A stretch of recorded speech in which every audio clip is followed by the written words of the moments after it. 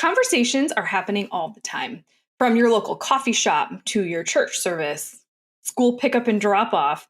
There's so many opportunities to have conversations with people. So, today we're going to talk about how you can take those conversations, ask the right questions, listen to the answers, and use what you're learning to help you generate marketing initiatives, to help you build and grow some of those initiatives, and to be better about what it is that you're putting out there and how you're talking about things. When we talk to people and listen to what they're telling us, we get a lot more information about how we're perceived in the marketplace. Our customers, our donors, our constituents, the people that are engaged in our community, they're telling us stuff all the time. But the trick is we're not listening most of the time because we think we know better. We know what we're doing. We know why we're doing it. We know how we're doing it. And that's all well and good, but oftentimes the way that we think and approach it isn't the way that's going to attract new donors or retain those donors to coming to our organization, to supporting our organization, or to those community members to like and trust the way that we solve this problem that they have. So we're going to focus today on how to listen when we talk about our organization for better marketing results. You with me? But before we jump into this episode, this is brought to you by the Digital Marketing Therapy Podcast. We are so excited about the new refresh that's launching in 2 weeks. You're going to see a little bit of a new look, a new intro, same great content, but each month we'll be diving deep into one particular theme. We'll be featuring guest experts. You'll get solo episodes like this from myself, but we'll also be featuring nonprofits just like you that have had amazing success and experience with different topics that we're talking about each month so that you can learn and share from each other. So if there is a digital marketing strategy that you have implemented in your organization that you want to share so that other nonprofits can help implement it as well, and so you can inspire other organizations, email us at hello@thefirstclick.net. We'd love to feature you. I am so excited about how we're going to be layering in the content this year, and there's so much more to come in next week's episode. But for now, in order to help us get this podcast in front of more people, I would really appreciate it if you would subscribe wherever you listen and leave us a review if you're able. It just helps the algorithms know that this is great content that you find valuable and that other nonprofits would love to hear as well. Share this episode with friends that you think would find valuable. Share with your team.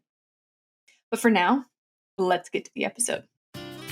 You're listening to the Digital Marketing Therapy Podcast. I'm your host, Sammy Bedell-Mulhern, and each week I bring you tips from myself and other experts, as well as hot seats with small business owners and entrepreneurs to demystify digital marketing and get you on your way to generating more leads and growing your business. The most common thing that I hear from people is, I have nothing to talk about. We don't have anything to talk about that can provide value. We don't have content that makes sense. We're going to run out of ideas. And this just simply isn't true. You're so into the work that you're doing that a lot of the things that you talk about become almost second nature, and you don't even pay attention to the fact that people that are just learning about the work that you do don't have all that knowledge that you already have. They haven't learned all of the steps that you've already learned. They're not at the place where you are. They love what you're doing. They love the problem you're solving. They're not quite there yet. So if you're finding yourself stuck, it's all just about asking questions and listening to their responses. So let's say you're in line at a coffee shop and the common question is, what do you do for a living? And you could say, oh yeah, I have started this amazing organization. We do XYZ, blah, blah, blah, blah. And they're going to give you their immediate reaction. Oh, that's fantastic. Oh, I've heard about that, but I don't really understand what that is. Or, I've always wanted to learn more about that. Or, oh, that's cool. You're going to get an immediate read on how they feel about your organization and the work that you do. And that's an opportunity for you to ask more questions. Oh, that's great that you're interested. What part of it interests you the most? Or what is the thing that you think is the most important factor that we should be, thinking about? Instead of going into the conversation immediately saying, yeah, well, we do this, we do this, we do this. These are all the things that we do. We're amazing, we're amazing, we're amazing.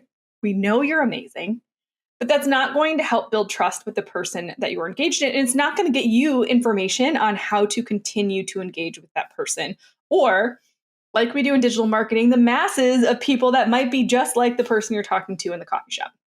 So, as we think about these conversations, I want to encourage you to always have a list of questions that you can ask once the initial conversation has started so that you can listen and learn. And then when you get to a place where you can sit down and scribble some notes, do so you don't forget, right? On their business card or whatever.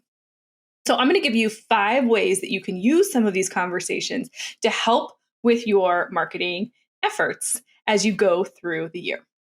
So, the first one is the conversations and the objections that you get from people can help you develop some long form content. So, this could be blog posts, this could be podcast episodes, YouTube videos, whatever it is that your organization is already creating. If you're looking for ideas for content to create and you're saying, I have no idea, like we're running out of topics, go back to the conversations you have with strangers because they're telling you the things that they don't inherently know about your organization. And those things can be broken down into content. You could also survey or just chat, call up on the phone and say, hey, I just wanted to talk to you, to donors, to volunteers, to board members. How do you think we're doing? What information do you think is missing? You could talk to your front desk support or the people that are answering the phones. What are the commonly asked questions that they're getting? Those are great for long form content on your blog, or it could be a LinkedIn article, whatever it might be. The second thing is these conversations are great for helping you update your website copy. So we know that we want our website to talk to the pain points of the people that are in our ideal network. We're going to get to that one in a little bit. How they're asking us questions, the way that they're reframing back to us what that means, the language that they're using is what they feel most comfortable with. So we want to resist the urge to use all of this super smart language to make us feel like we're super smart and make everybody else think we're super smart. We want comfort, we want quick, we want ease. I want to be able to understand very quickly what it is you do, why you do it, and how you do it, and why you're the ones that I should be participating with as opposed to somebody else who's doing something similar. Use the words that are being spoken back to you as opposed to the words that you think are going to make you look smarter, better, and I don't know, whatever it is in your head that you've got around your copy. Okay, so that's number 2. Use these conversations to update the language on your website. Number 3 is social media posts. So I always coach my clients on having some core categories. So you know exactly the types of content that you're looking for.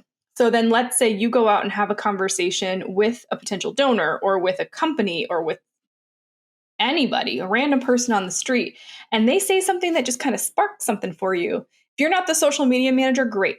Pass it on to the person that is. But when you know what those categories are, you can say like, hey, I just had this conversation. I know we want to talk about objections once a week. And so this is the objection that I got. I got the objection that there's no way that we're going to solve this problem. Nobody can. So, then maybe that is a good post for somebody to say, okay, well, we're going to talk then about what we've done and the impact that's made and how we're going to impact things in the future, and just be really open and honest in that post. Yes, we know we can't solve childhood hunger ourselves, but here's what we're doing in our local community to make sure that these numbers continue to decline, and that's how it's doing it, right? You're getting that feedback direct from people that you're having conversations with, and you're using it in your social content in real time. And then you can also always go back and recycle stuff weeks, months, years later. It's totally okay. I give you permission to do so. The conversations that you have can also help you with adding value to some of your donor programs. So maybe you have a monthly donor program. Maybe you have a different giving levels or sponsorship levels have different perks and benefits. The conversations you have with donors will help you provide value in those conversations that aren't just what you think people want to see. What do they want to see? How do they feel about it? What are some unique things that you can do? You don't have to brainstorm them all by yourself. Have conversation, ask questions, and then listen to what they have to say about it. And it might push you out of your comfort zone a little bit because I know we have these traditional things that we do. We have the standards that we do. We have the way that we tend to approach these things. But push yourself a little bit, be open to change, and see what happens. when we give people what they want versus what we think they want, it's usually a much better result. Now, within reason, I'm not saying, sometimes people come up with these crazy outlandish things. That's not what we want to do here. But it's really just about how do we continue to engage with our donors, retain those donors. And there may be things that you're doing that cost you time, money, whatever, that they don't care about. So by understanding what they care about, that's going to help you build a better program. And then it's in turn going to help you build a better donation page. And when that donation page starts converting better because it's speaking to the right people, you're going to be continuing to grow, elevate, and build off of that.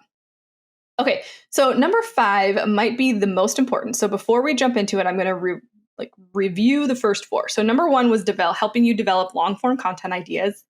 Number 2 is conversations will help you update the language on your website to make sure you're speaking correctly to the people you're trying to target.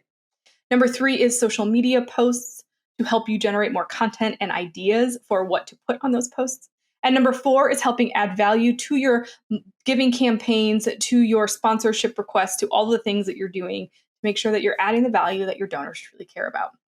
Number 5 is all about refining who your ideal donors and your ideal clients or constituents are. When you talk to more people, you're going to learn more about who is the right fit for you, and maybe more importantly, who isn't the right fit for your organization. So I want you to think about jotting down these notes, and it doesn't mean you have to survey a bunch of people right now, but really just kind of keeping them in a space. It's like, I'm starting to notice some trends here. I'm starting to notice that when I have this question, this is a common response that I get. But when I ask this question, I get a different response. Really understanding how people perceive your organization, because perception is reality. And you might get frustrated with that and say, but we're doing this, but we're doing this, but we're doing this. But if people don't know that you are and people don't see it as that way, then they're not going to look at your organization as that type of organization. And so that's where listening really comes into play with our marketing, because that means that we are really taking into account what the marketplace is telling us about who we are, what we do, and how we do it. So I hope this has inspired you to have some better conversations within your team, within your board, within your volunteer base, within your donor base, and with just the standard general public, people that you serve, the community that you serve. Every single conversation we have, even if it's with somebody that you've talked to on a regular basis, is something we can learn from if we just listen. It's a skill you'll need to practice, but I think now that you've listened to this podcast, you'll probably start to notice yourself pushing, pitching on a regular basis when you really didn't even think that you were. If you liked this episode and you want more stuff like this, more content like this, more information like this, make sure you subscribe so you don't miss an episode. They come out on Tuesdays, and we have our big revamp coming up in 2 weeks. So I hope that you will be here for it. More information coming in next week's episode. But like I said earlier, please rate and review this so that we can get in front of more nonprofits looking for support. We want to increase our impact in 2023 and help as many nonprofit organizations as we can reach their fundraising goals, because we know without you, we would not be in a very good place. We need you to be doing the things that you're doing and supporting our communities and building for good. Thank you so much for listening. You can check out the show notes for this episode at thefirstclick.net/192, or watch video versions of this episode at thefirstclick.net/YouTube. I'll see you in the next one.